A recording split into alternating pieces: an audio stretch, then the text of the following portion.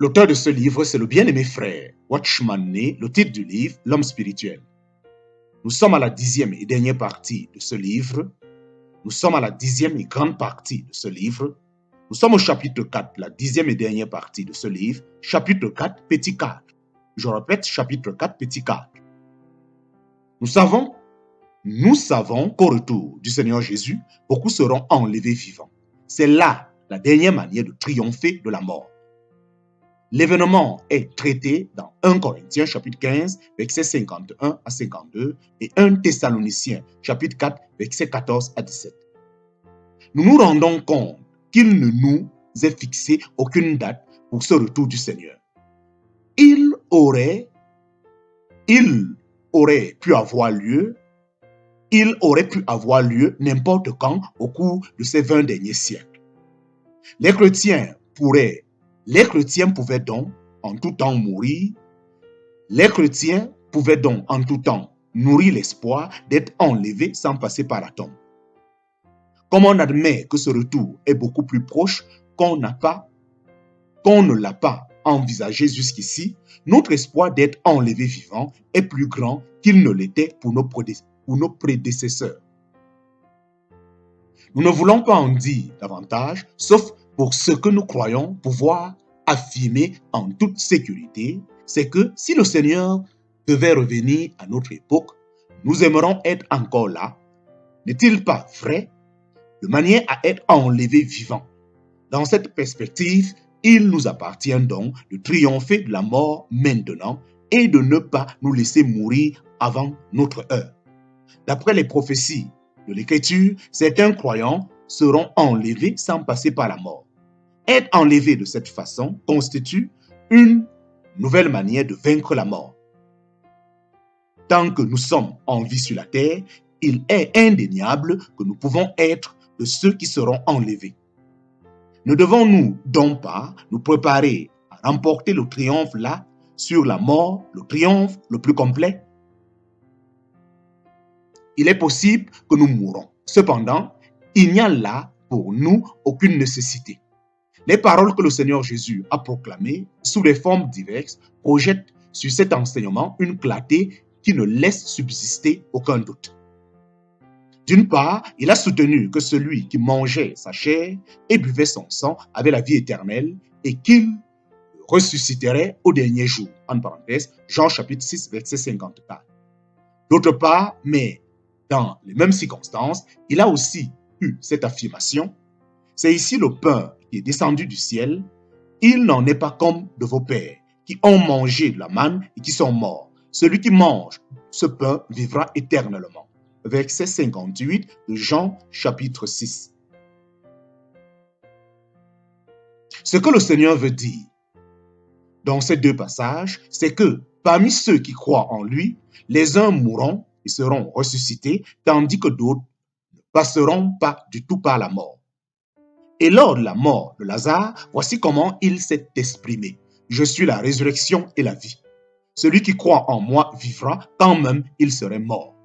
Et quiconque vit et croit en moi ne mourra jamais. En parenthèse, Jean chapitre 11, versets 25 à 26. Ici, le Seigneur n'est pas seulement la résurrection, mais aussi la vie. Cependant, la plupart d'entre nous croient en lui comme la résurrection, mais oublient qu'il est aussi la vie. Nous sommes prêts à admettre qu'il nous ressuscitera quand nous serions morts, mais reconnaissons-nous également que dans notre vie, il est aussi capable de nous garder vivants.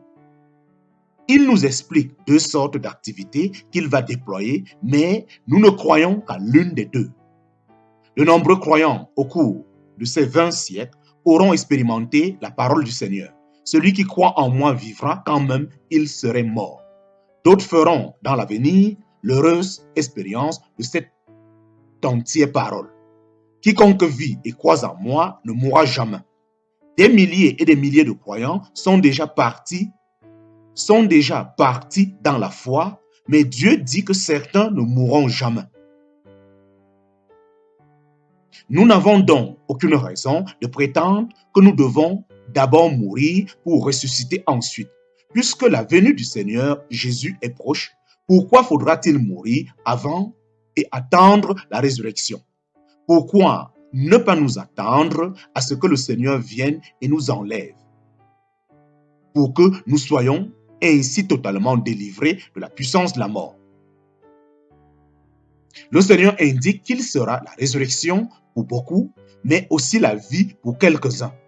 Si merveilleux que cela soit de ressusciter des morts, comme ce fut l'expérience de Lazare, là n'est pas nécessairement la suprême victoire sur la mort.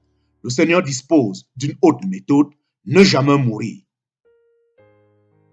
Nous sommes destinés à passer par la vallée de l'homme la mort. Le Seigneur indique qu'il sera la résurrection pour beaucoup, mais aussi la vie pour quelques-uns. Si merveilleux que cela soit de ressusciter des morts, comme ce fut l'expérience de Lazare, là n'est pas nécessairement la suprême victoire sur la mort. Le Seigneur dispose d'une autre méthode: ne jamais mourir.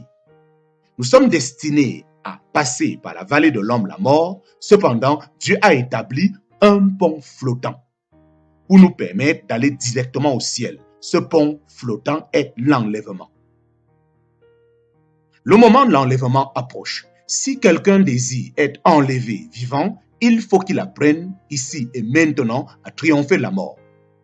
Avant l'enlèvement, le dernier ennemi doit être vaincu. Sur la croix, le Seigneur Jésus en a complètement triomphé. Aujourd'hui, Dieu tient à ce que l'Église fasse elle-même l'expérience de cette victoire de Christ. Nous avons tous le sentiment que nous vivons au temps de la fin. Le Saint-Esprit est en train de nous conduire à engager la dernière bataille avant le moment suprême. Réalisant que ces jours sont comptés, Satan fait l'impossible pour tenir en échec l'enlèvement des chrétiens. C'est ce qui explique en partie pourquoi les enfants de Dieu subissent aujourd'hui de si cruels assauts dans leur corps. La violence de ces attaques leur donne l'impression qu'ils subissent une atmosphère de mort jusque dans l'air qu'ils respirent, pour leur faire abandonner, si possible, tout espoir d'être enlevés vivants. Ils ne se rendent pas compte que ce n'est là que la suprême tentative de l'ennemi pour tenir en échec l'issue divine. Le diable est un meurtrier. En parenthèse, Jean chapitre 8, verset 44. Ce qu'il cherche, c'est de nous tuer. Il a une tactique particulière pour les derniers jours: opprimer les saints. En parenthèse, Daniel chapitre 7, verset 25. S'il peut ajouter une petite dose d'anxiété dans l'esprit du croyant, augmenter d'un rien l'agitation de sa pensée, lui faire perdre le sommeil pendant une nuit, le provoquer aujourd'hui à un jeûne intempestif, demain à un excès alimentaire ou à une activité déraisonnable, il aura préparé des voies d'accès à la puissance de la mort. Une goutte d'eau est impuissante, mais si l'eau dégoûte assez longtemps, elle fera un trou même dans un rocher. Satan est assez au courant de cette loi pour provoquer ici de menus ennuis, là un accès d'inquiétude, ailleurs une fâcheuse négligence. Il n'en faut pas davantage pour abattre même un chrétien. Quelquefois, Satan se livre à un assaut direct et provoquera la mort. De nombreux décès sont imputables à de telles attaques qu'on ne prend généralement pas pour ce qu'elles sont, faute de discerner la puissance qui est à l'œuvre derrière ces phénomènes. Les chrétiens voient la victoire leur échapper. Le Seigneur Jésus revient bientôt. L'heure est venue de déclarer à la mort une guerre totale. Comme nous luttons contre le péché, contre le monde et contre Satan, nous devons lutter contre la mort. Il ne suffit pas de demander la victoire, il faut la prendre. Si nous pouvons, à la lumière de Dieu, regarder un peu en arrière, nous pourrions peut-être compter le nombre de fois que nous avons été attaqués par la mort. À force d'attribuer les événements à d'autres causes, nous voyons s'effriter notre force de résistance. Si nous avions plus de discernement, Dieu nous fortifiera pour nous accorder une victoire plus éclatante. Nous aurions l'impression de passer par-dessus des ponts démolis des sentiers effondrés, comme si tout notre environnement se liguait en vain contre nous. Mais nous ne voulons pas mourir. Plus d'une fois, nous avons désespéré de la vie et constaté qu'en réalité, nous ne pouvons pas mourir. Malgré les furieuses escalades de l'adversaire, quelque chose en nous refusait l'issue fatale. Que signifie-t-elle cette sorte d'expérience? Simplement ceci: Dieu nous conduit à notre dernière bataille avec la mort. Ces assauts sont conçus uniquement pour nous frustrer de l'enlèvement. Le séjour des morts, largement ouvert pour nous recevoir, nous devions enfermer la porte par la victoire de Christ, faire opposition à la mort, lui interdire tout accès dans notre corps et résister à tout ce qui peut nous prédisposer en sa faveur. Maladie, faiblesse, douleur, tout doit être vécu dans cette optique. L'angoisse de l'esprit et la tristesse de l'âme peuvent nous conduire à notre fin tout aussi bien qu'une déchéance de notre être physique. Dieu nous appelle maintenant à l'enlèvement et nous devons maîtriser tout ce qui s'y oppose. Des esprits meurtriers sont à l'œuvre partout. Si les chrétiens restent passifs, ils tomberont sous leur coup. Mais si vous priez, victoire sur la mort, Seigneur, donne-la-moi.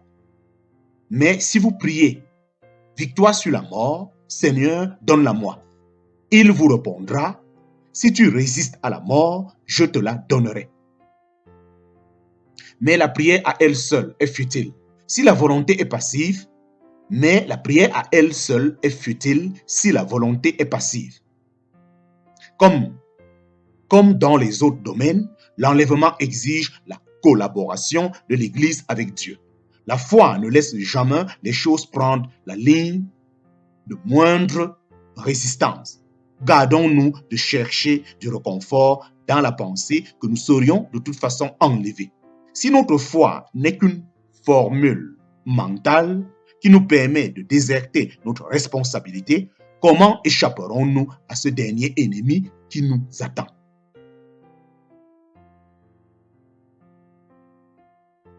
Péché mortel, péché mortel.